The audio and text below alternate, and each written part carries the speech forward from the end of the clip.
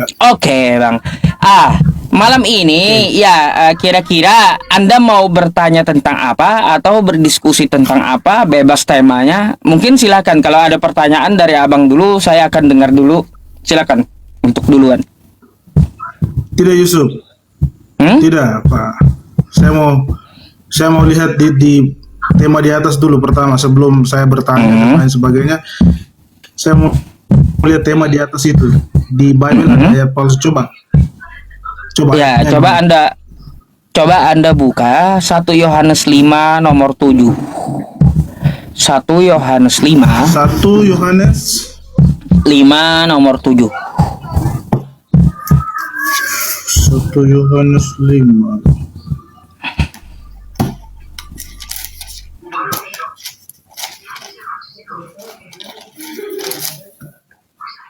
Satu Yohanes 5:7. Sebab ada 3 yang memberi kesaksian di dalam surga, Bapa, Firman, dan Roh Kudus, dan ketiganya adalah satu.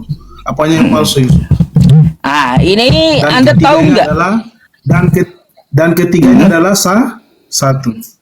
Oke. Apa yang palsu di situ?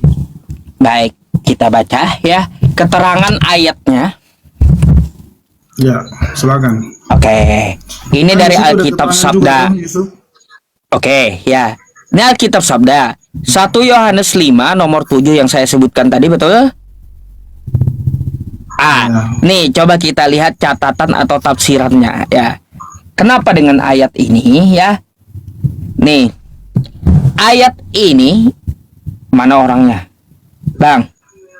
Ayat ini ya, bagian ini pasti tidak asli. Karena apa alasannya? Alasannya tidak ada teks aslinya, tidak ada di naskah-naskah dari kekristenan dari original teks Yunaninya.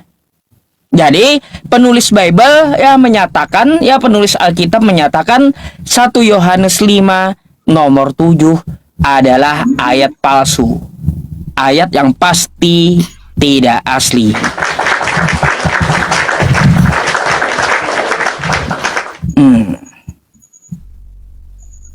Sebenarnya bukan ini aja sih, banyak sih lagi.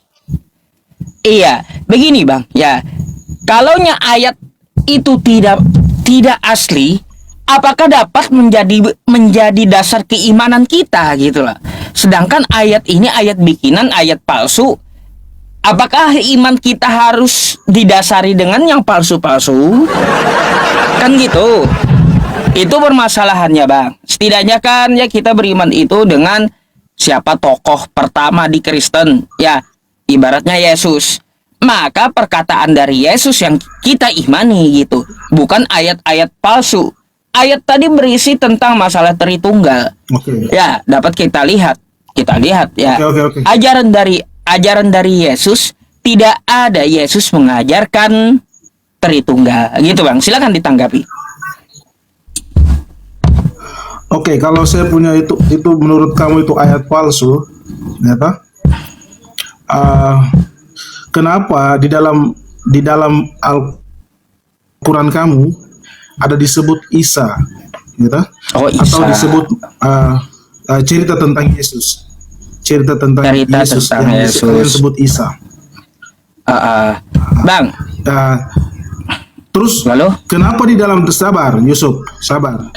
Tapi kenapa di dalam Bible saya tidak pernah disebut satupun nabi yang kamu punya di dalam atau disinggung sedikit tentang Muhammad atau dan lain sebagainya. Coba sekarang saya mau bertanya, yang mana yang palsu sebenarnya? Baik, ya. Kenapa? Saya lihat dari teks. Saya tidak lihat dari konteks yang ini. Saya lihat dari keseluruhan Al-Quran kamu dan Alkitab saya, Bible saya. Saya lihat dari semua keseluruhan, bukan dari berdasarkan teks ini. Kalau saya baca semua berurutan. Dari perjanjian lama sampai perjanjian baru, semua ada kaitannya. Yusuf, itu tidak palsu. Itu tidak palsu. Itu semua ada kaitannya. Ada alasannya kenapa perjanjian lama dihubungkan ke perjanjian baru. Karena perjanjian lama itu menceritakan seseorang yang akan datang, dinubuatkan seseorang yang akan datang. Terrealisasinya pas perjanjian baru, namanya Yesus lahir, mati, disalibkan, dan bangkit, dikuburkan dan bangkit, Yusuf. Udah? Jadi Bisa tidak bisa yang- saya tanggapi? Sabar, Belum. Sabar. Oke. Tidak ada yang keliru, tidak ada yang palsu, tidak ada yang membingungkan, tidak ada yang yang abstrak, tidak ada yang aneh-aneh.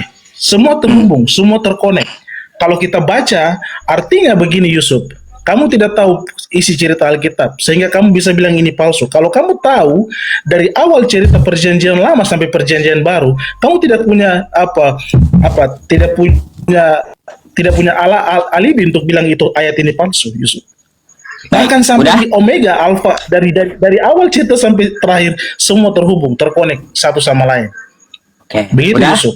Jadi kalau mau baca, jangan hanya ayat ini saja 1 Yohanes 5 itu. Kamu tidak akan bisa menggoncangkan iman kami walaupun dengan satu ayat ini kamu bilang ayat itu palsu. Yusuf, dengar baik. Saya anak Udah Papua, atau belum saya anak nih? Papua. Catat. Dan kami tidak Bodoh amat mau Sudah, dari sudah, planet selesai. manapun terserah bang ya. Apalagi kau cuma dari Papua, dari planet manapun saya nggak masalah gitu. Terserah Anda dari mana. Coba Anda kalau gini. Kalau Anda menanggapi itu usahakan ya Anda bantah punya data gitu, bukan ngeyel atau pakai asumsi kan gitu. Tidak usah. Saya sudah cukup ini jadi bukti bagi saya. Ini sudah cukup kuat Oke. bukti bagi saya. Ya sudah, saya jawab dulu ya. Kenapa? Pada atas pertanyaan Anda, kenapa ada Nabi Isa? Terus di kitab Anda kenapa tidak ada Nabi Muhammad? Seharusnya Anda bisa mikir ya. Udah jelas Kristen itu dari Antioquia ya. Di abad 1 sampai 2 yang Nabi Muhammad belum ada ya. Jadi nggak mungkin kitab Anda memuat tentang masalah Nabi Muhammad. Dan kenapa di kitab Anda itu ya tidak ada tentang masalah Nabi Muhammad? Itulah membuktikan. Bentar. Tadi saya dengarkan Anda panjang lebar. Coba Anda dengarkan dulu ya. Jadi kita gantian ngomongnya, bisa kan? Gantian dulu. Saya jawab dulu pertanyaan Anda. Nanti saya dengarkan, saya nggak akan tebang Anda juga gitu. Jadi ya sesuai dengan Al-Qur'an saya ya, Quran surah As-Saffat ayat 6 ya. Kenapa di kitab Anda itu tidak tertera tentang Nabi Muhammad? Itulah membuktikan kitab Anda adalah kitab yang palsu gitu.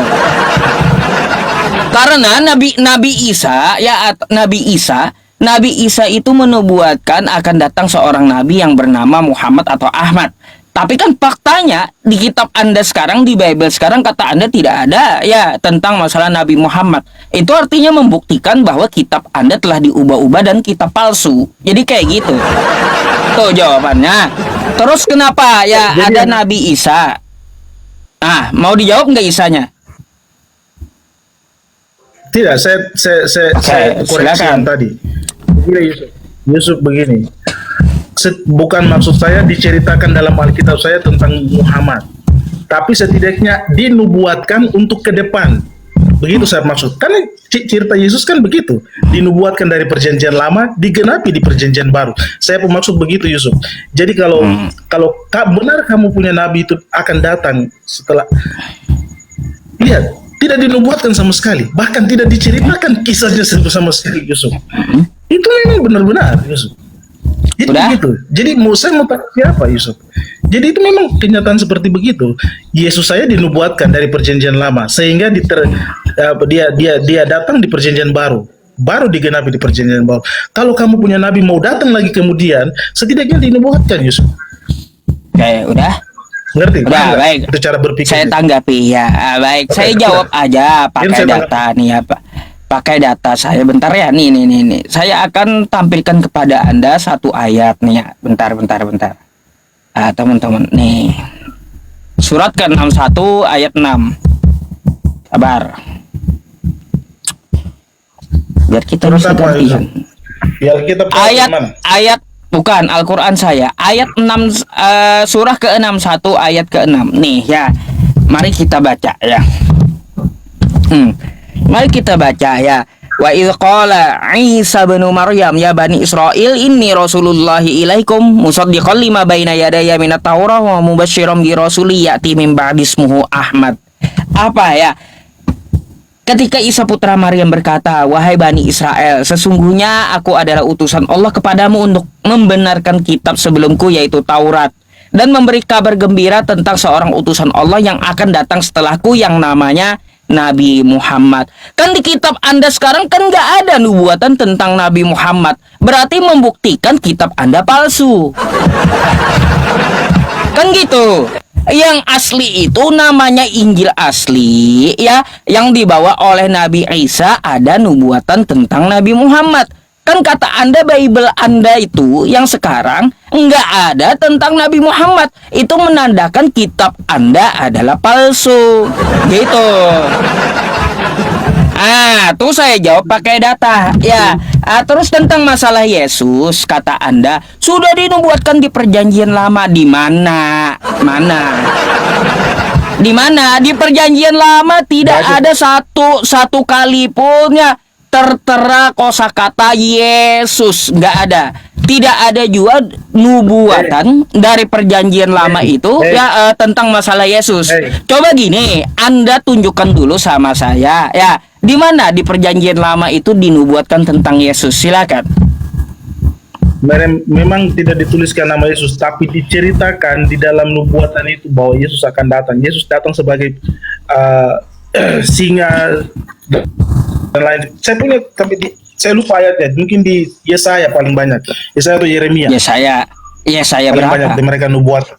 Yesaya, saya lupa salah ayatnya, tapi saya baca di Yeremia atau Yesaya. Itu paling banyak dinubuatkan Yesus akan datang. Bang, Ya. kalau kayak gitu Terus, semua orang terus juga aja. bisa, Bang. Ya, saya lupa ayat tentang Nabi Muhammad di perjanjian lama, bisa juga.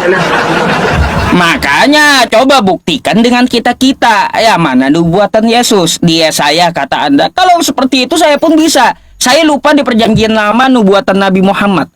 Di Yesaya berapa? Lupa saya. Kan kayak gitu. Nggak bisa sesuatu itu harus kita buktikan. Kabar, saya lihat ada. Saya kasih satu saja.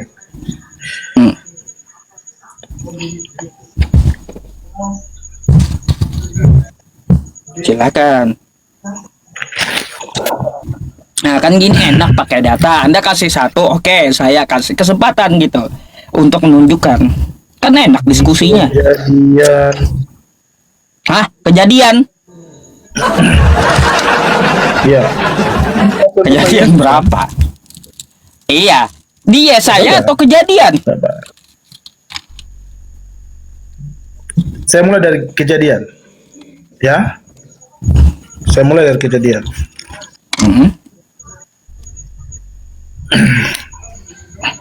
Teman-teman saya mohon maaf ya, sambil ngunyah permen sedikit gitu.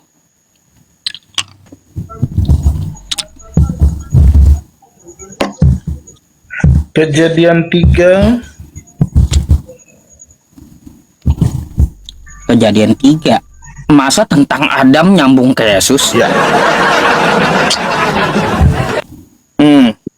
Yang mana? Kenapa? Coba dah. Kenapa? Coba kejadian 3 yang nomor salah? berapa? Sabar.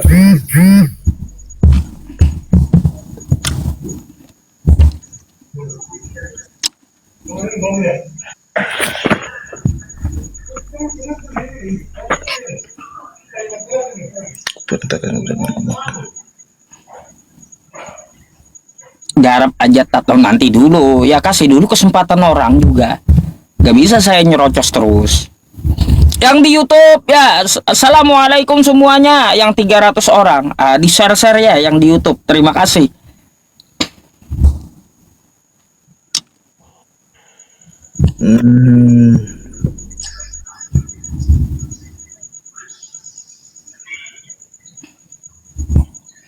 Ini dia.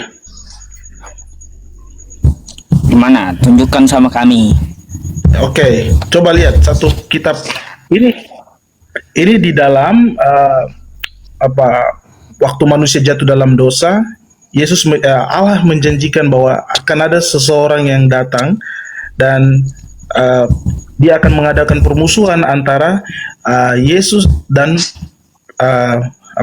dan iblis si ular itu yang buat Hawa jatuh dalam dosa. Jadi dia bilang begini dalam Kejadian 3 ayat 15.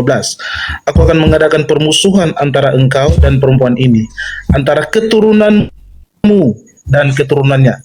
Keturunannya akan meremukan kepalamu dan engkau akan meremukan tumitnya.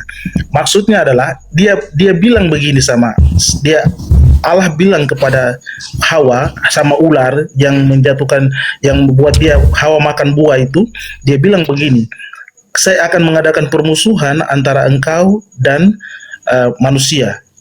Jadi memang coba lihat, dia akan meremukan kepala dari si ular itu. Siapa yang akan meremukan kepala dari ular? Ular itu melambangkan iblis. Terus? Jadi yang akan menghancurkan kepala iblis adalah Yesus. Dia akan mati dan bangkit lagi kembali sebagai juru selamat. Jadi memang sudah dinubuatkan dari Kejadian 15. Bang, itu adalah Yusuf. Bang, itu adalah ayat akal-akalanmu, ya. Coba kau buka Yehezkiel, kitab kau perjanjian lama tuh, Yehezkiel 18 nomor 20. Coba buka. Nggak ada tuh nubuatan penebusan dosa tuh, nggak ada. Nggak ada. Coba kita buka nih ya, nih. Orang yang berbuat dosa itu yang harus mati. Anak tidak menanggung ya kesalahan ayahnya, dan ayah tidak turut menanggung kesalahan anaknya. Nggak ada yang masalah istilah penebusan dosa itu, nggak ada. Dosa tuh tanggung sendiri-sendiri. Jadi Kejadian 3 tadi yang Anda ceritakan bukan tentang Yesus yang akan nebus dosa, enggak. Karena di perjanjian lama tuh ya dosa tuh tanggung sendiri-sendiri. Yang melakukan dosa itu yang harus mati. Enggak ada dosa tuh diwariskan atau dosa ditanggung oleh orang, ditebus orang. Enggak ada nih menurut Yehezkiel. Nggak bisa bang, beriman itu akal-akalan nggak bisa.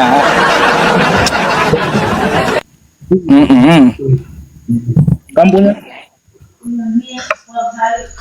bagaimana? Iya itu Anda buka tuh yang saya bukakan. Yusuf.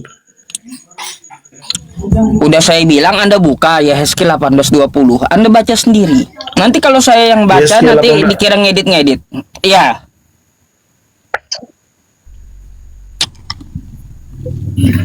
Yehezkiel 18 nomor 20.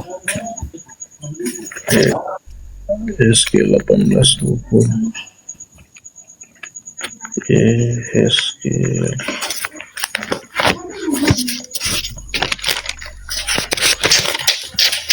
Hmm. 18 ayat 20.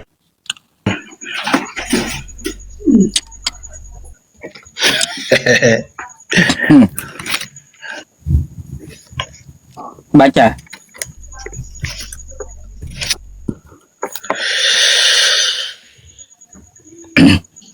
Orang yang berbuat dosa itu harus mati.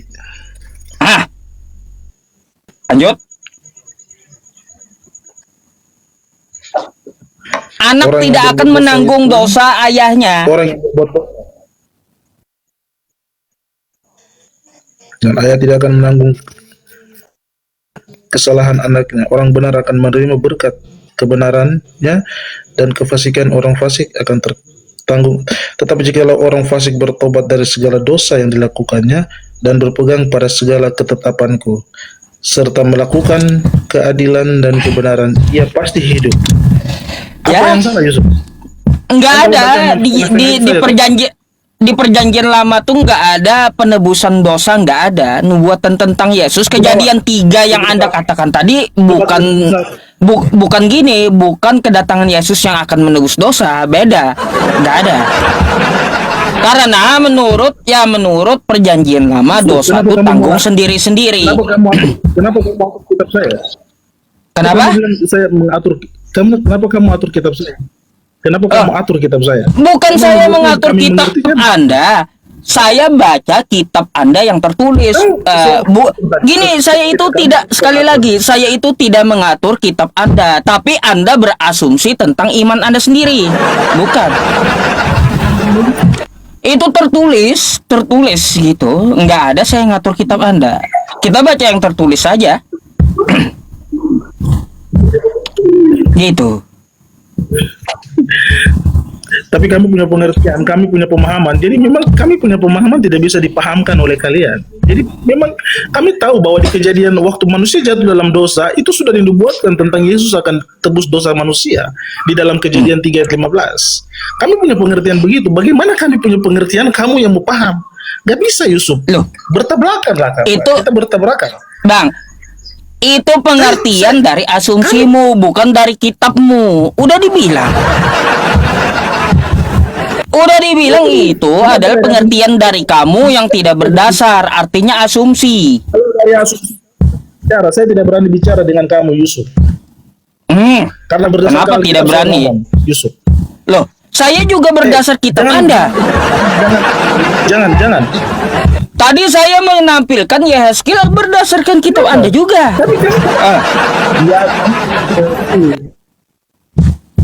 Kan gitu.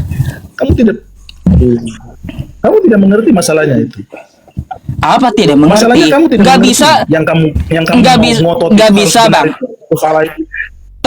Yang tertulis itu lalu Anda asumsikan begini begitu, nggak bisa. Artinya apa? Udah dibilang beriman itu tidak bisa, Bang, dengan asumsi. Yang tertulis tuh nggak usah kau ubah-ubah, nggak usah kau akal-akali gitu. Gitu. Ini berdasarkan Alkitab saya, Yusuf. Saya berani saya juga di kamu berdasar ini karena saya kitabmu. Tidak itu sama. Itu Deuterokanonika itu Katolik, bukan. Itu Deuterokanonika. Baik, Katolik. Itu Alkitab Katolik. Ya. Emang beda. Emang beda isinya. Oh, beda. Kalau beda-beda kitab kalian yang mana yang betul? Protestan atau Katolik? Saya mau tanya, kalau kitab kalian beda-beda, Katolik beda, Protestan beda, Pantekosta beda, yang mana yang betul iman kalian tuh? Susah jadinya. Ya, masing-masing dari kalian pasti mengklaim, oh Katolik betul, Protestan salah, sama. Pasti gitu. Kamu yang bilang, kamu yang buat asumsi begitu, itu asumsi namanya. Itu asumsi namanya Yusuf. Oh, jadi kitab yang saya pakai ini, kamu bilang Kristen bilang kitab ini beda, kamu beda. Alkitab ini berarti asumsi menurutmu. Salah kitab Katolik nih. Hah? Salah dia. Hah? Itu Deuterokanonika itu dari Katolik, Yusuf.